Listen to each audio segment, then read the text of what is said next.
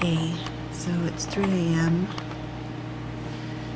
I just got home from work and Kline started itching and screaming as soon as I got in the door, or a little bit. He wasn't too bad though, it passed pretty quickly. It's just so sad, and you can't do anything to help them except rub them and be there for them and put ice packs on them.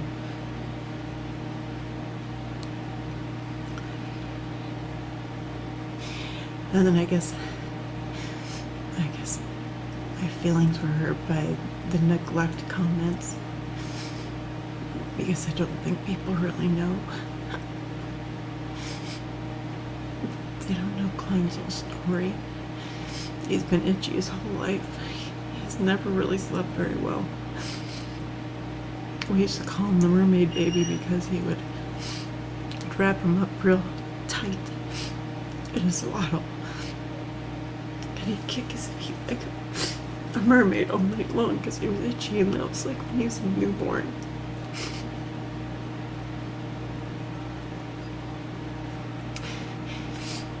And he has really bad food allergies. He's severely allergic to dairy, eggs, and all nuts. He can't go out to eat. He can't go to restaurants like normal kids. I have to cook everything special for him and order everything online if we can't go to Whole Foods or the places to get his specialty foods, which is fine. I don't mind. It's just sad to see him not be able to go out to the restaurant. You go out to, well, there's a few places he can eat, which is not very good, like Taco Bell, because I can have them change their gloves and they can make him a bean taco and he can eat. I know it's safe. And you think this kid was getting like gold just to go to a restaurant, but he can't even do that now because he's so itchy all the time. I mean, he is getting breaks. Here we are at 9 months, he's getting breaks, and I'm hoping we'll just get more and more breaks. But it's just kind of messed up that people judge you so much. I understand that people don't understand stopping the steroids, especially if the steroids are working for their kids and they're not seeing the effects that we were seeing from the steroids. Kline was itchy like crazy on the steroids, and I mean, not even that, but like last fall they stopped working pretty much completely. His rash was all over his body. He was itchy, terribly itchy, and the steroids were burning him like crazy. Like we were putting acid on his body, it felt like to him, I'm pretty sure, because he was screaming bloody murder. So we decided to stop the steroids before we even knew about Red Skin Syndrome, because we knew logically they weren't helping anymore. And our doctor was saying, keep putting them on, just keep putting them on, push through the burn, push through the burn.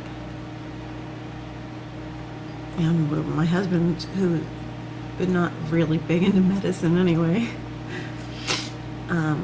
he just like, this is ridiculous, we're doing this and it's not helping. And so we stopped, and then all the hell broke loose. Anyway, I'm rambling. I just feel bad. Oh, so where was I? Oh yeah, I was saying I understand that if the steroids are working for your kid, it's fine, and not everybody gets addicted. I think it's like something like 17%, according to the study, get addicted. Or they don't stop, they work for them, they don't stop working.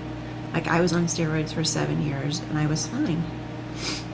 Heavy clorbetazole, I was putting on like probably a tube a month because I had really bad vulvodynia. Anyway, and I was fine. I went off of them when Kline went off of them, or probably after Kline went off of them. But I've been off of them for at least 8 months. Oh no, before Kline went off of them, because I wouldn't have used steroids if I knew he had the addiction. Anyway, I've been off, never flared. So not everyone gets it, and I know it's hard to wrap your mind around that if you stop the medicine and you get worse, which you do when you flare, because your body's saying, oh my God, where's my steroid? So it gets a lot worse.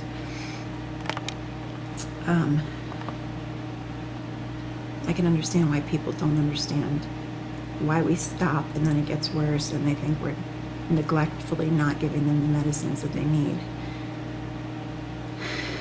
And it kind of did get worse when we went off the steroids, but it was still very bad on the steroids. And they were going to just keep giving us higher and higher doses, shots of steroids. People go into the whole cycle of shots of steroids, oral steroids, and I mean, there's people on the forums that have used steroids for 40 years and they have not had clear skin. Like, their whole life they've been fighting this itching and this rash, and people looking at them and thinking they're contagious, and I don't know. Anyway, it's been an interesting few days, and I play around with the blog, I'm having fun making all those other Laurens up.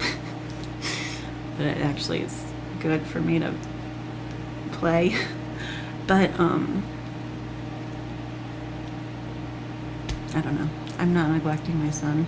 I do anything for him. I do everything for him, and it's not like I cuss on that blog video because I was being funny, and cussing more because I was talking about cussing in front of your kids.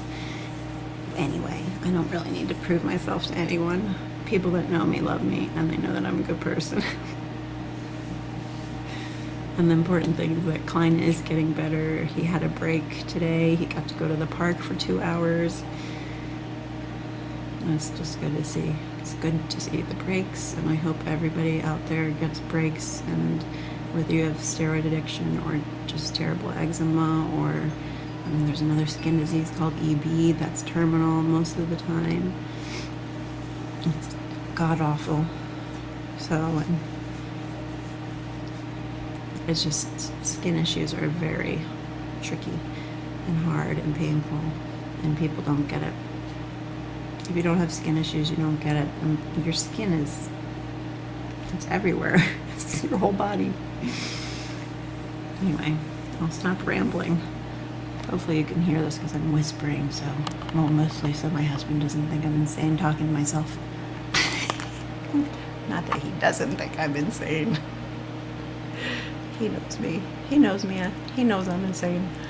All right, I'm gonna try to go to bed, and if I can find the off button.